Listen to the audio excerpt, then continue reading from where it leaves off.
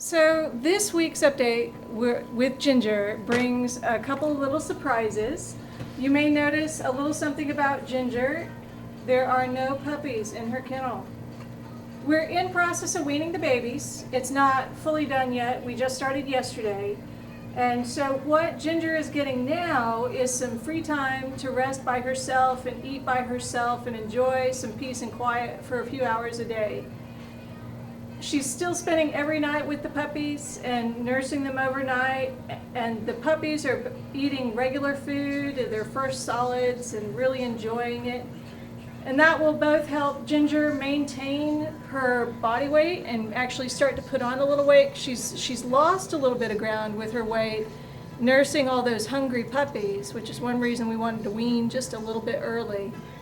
And, hopefully with the puppies only nursing primarily at night and a little bit throughout the day, Ginger is going to be able to actually retain her calories and come and be a big healthy dog like she should be. She has been dewormed now and she's doing really well, and just excited, as you can see, to have a little bit of free time without puppies tugging at her nipples. What do you say, Ginger?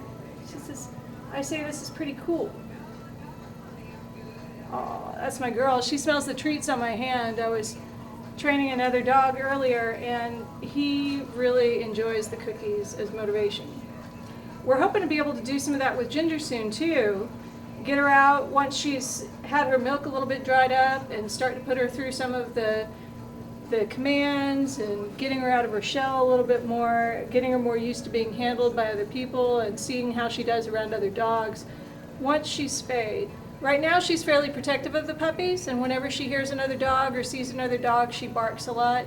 That's what you would consider normal behavior for a nursing mother.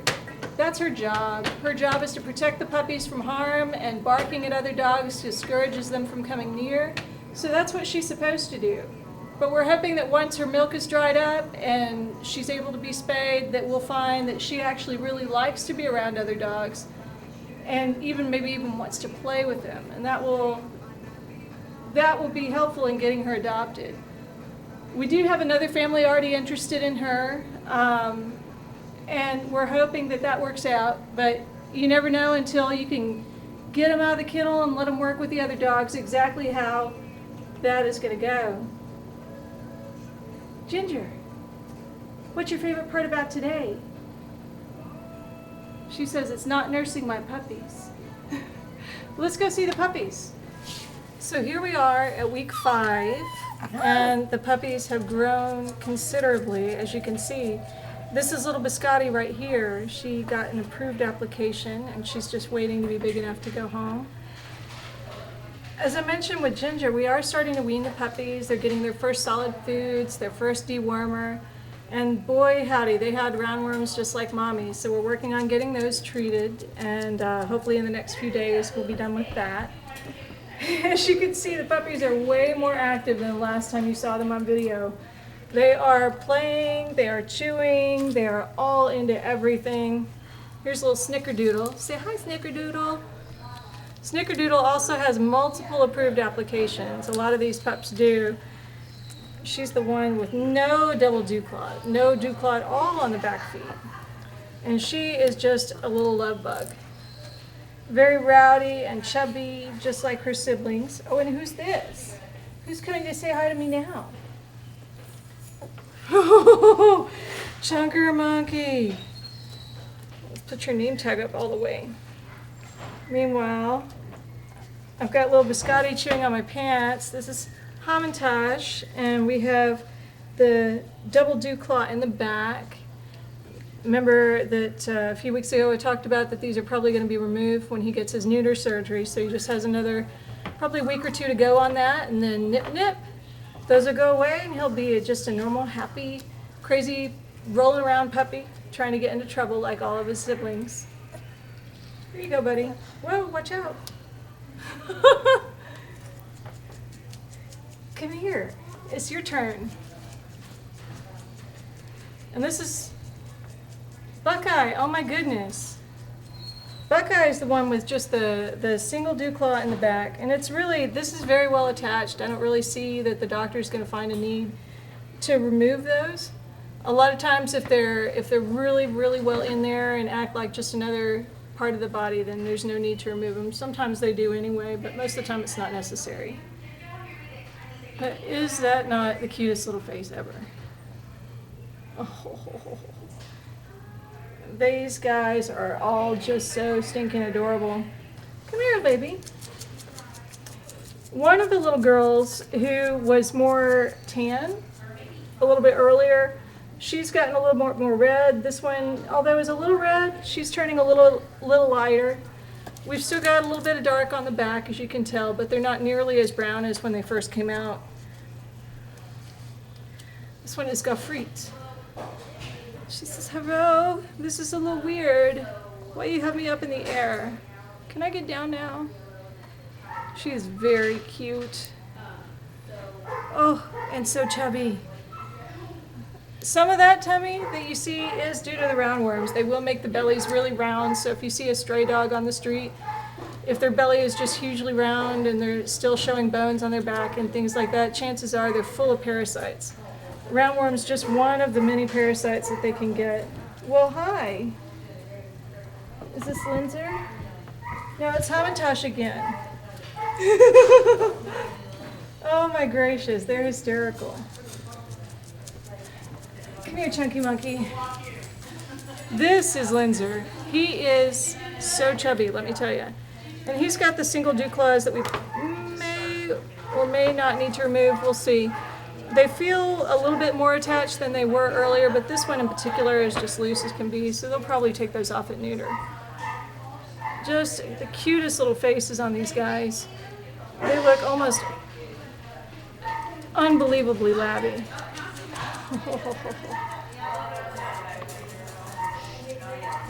They've only recently gotten their name tags on, so you can tell there's a lot of scratching going on. That's just because they're not used to that feeling on the skin.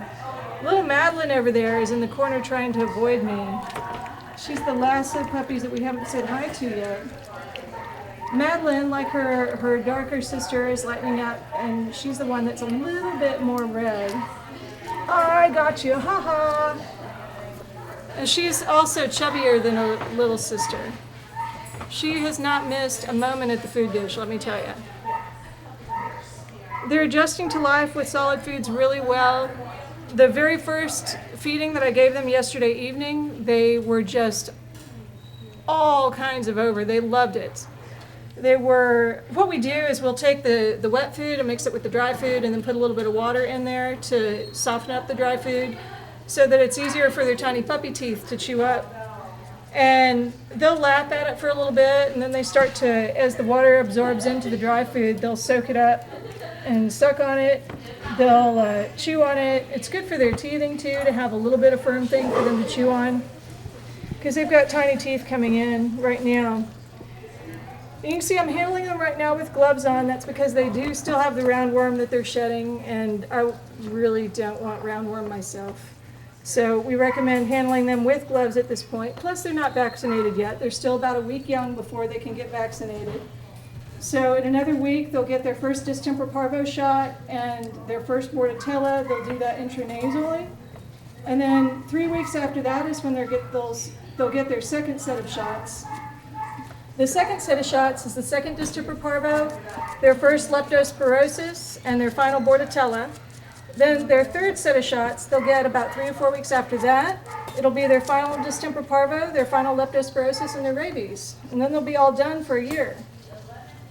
Well, 6 months really. The bordetella unfortunately only lasts 6 months, so we do recommend getting that done every 6 months.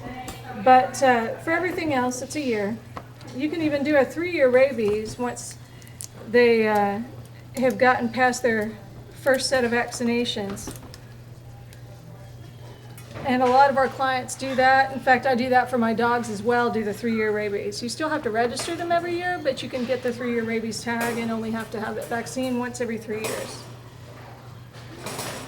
Before these puppies go home, they're going to be spayed and neutered, dewormed, of course.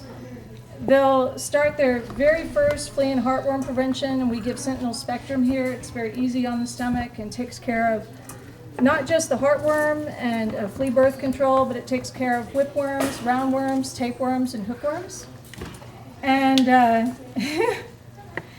they'll have, wow, I just can't even get over the cuteness. They're so distracting.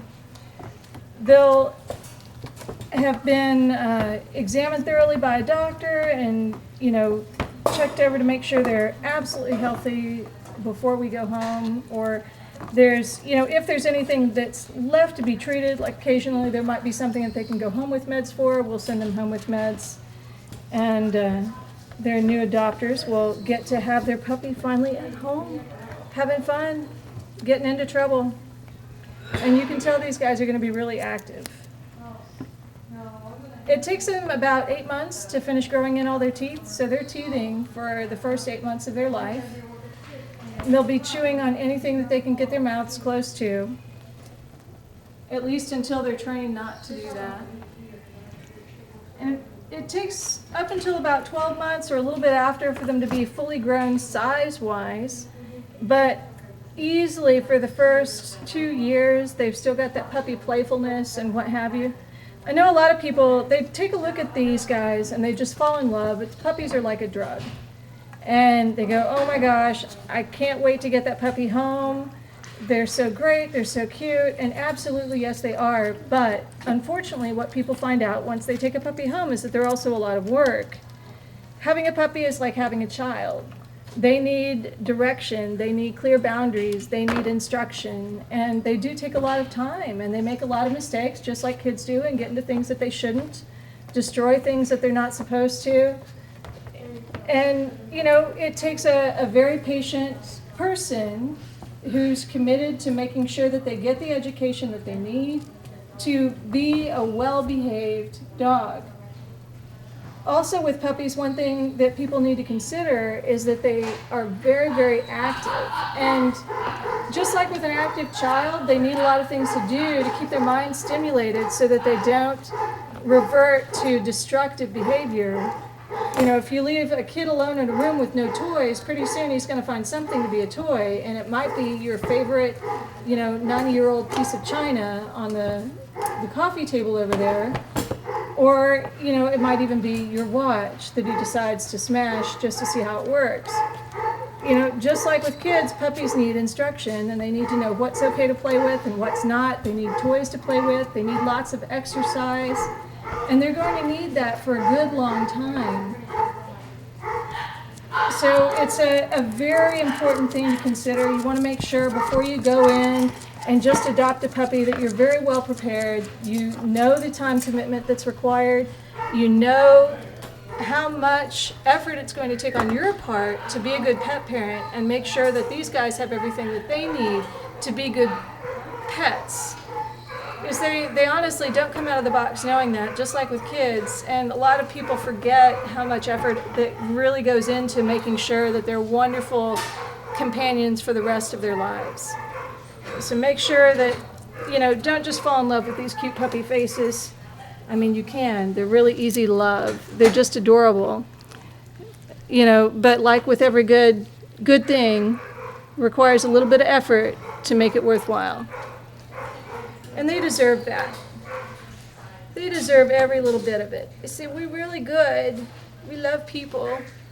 We've been well handled. Now they just need somebody to give them that excellent life that they deserve.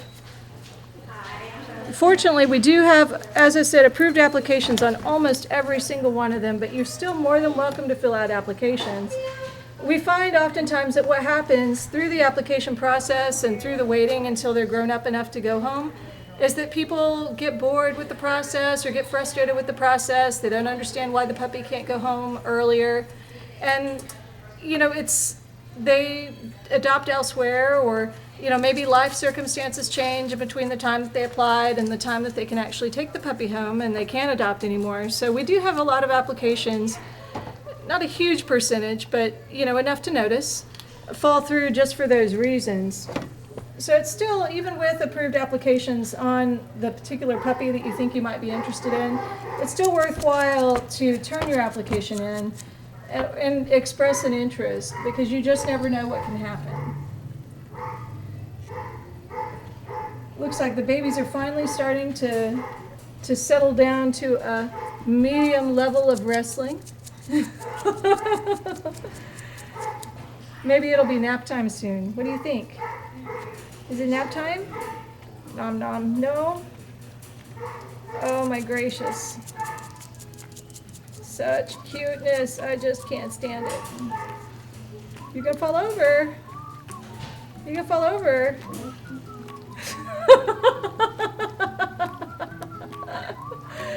Oh my gosh. Oh, you are just so cute.